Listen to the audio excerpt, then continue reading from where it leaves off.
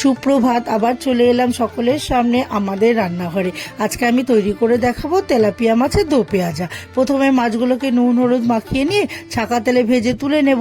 ওই তেলের মধ্যে এবার ঘি দেবো কিছুটা, দিয়ে আমি স্টার অনিয়ন, তারপরে হচ্ছে তেজপাতা, সাহা জিরে, সাহা মরিচ আর ছোটো এলাচ, এটাকে ফোড়ন দিয়ে এবার পেঁয়াজ কুচোনো টমেটো কুচোনোটা দিয়ে দেবো। দিয়ে একটু নুন দিয়ে নাড়াচাড়া করে একটু ঢাকা দিয়ে রাখবো। কিছুক্ষণ পর ঢাকাটাকে তুলে দেখে নেবো একটু নরম হয়ে গেছে। তখন আদা রসুন কাঁচা লঙ্কা বাটা, জিরের গুঁড়ো, পরিমাণ মতো নুন, হলুদ, লাল লঙ্কার গুঁড়ো, কাশ্মীরি লঙ্কার গুঁড়ো, স্বাদ মতো একটু চিনি আর টক দই দিয়ে ভালো করে মশলাটাকে কষাবো। যখন দেখবো কষাতে কষাতে তেলটা ছেড়ে এসছে, তখন আমি জলের পরিবর্তে নারকেলের দুধটা দিয়ে দেবো। দিয়ে নিয়ে একটু নাড়িয়ে এবার যখন ফুটে উঠবে তখন মাছগুলোকে দিয়ে ভালো করে মাছের গায়ে মশলাটাকে মাখিয়ে এবার আমি গরম মশলার গুঁড়ো আর ঘি দিয়ে নাড়িয়ে চাড়িয়ে নামিয়ে নেবো। তাহলেই তৈরি হয়ে যাবে আমার তেলাপিয়া মাছের দো পেঁয়াজা।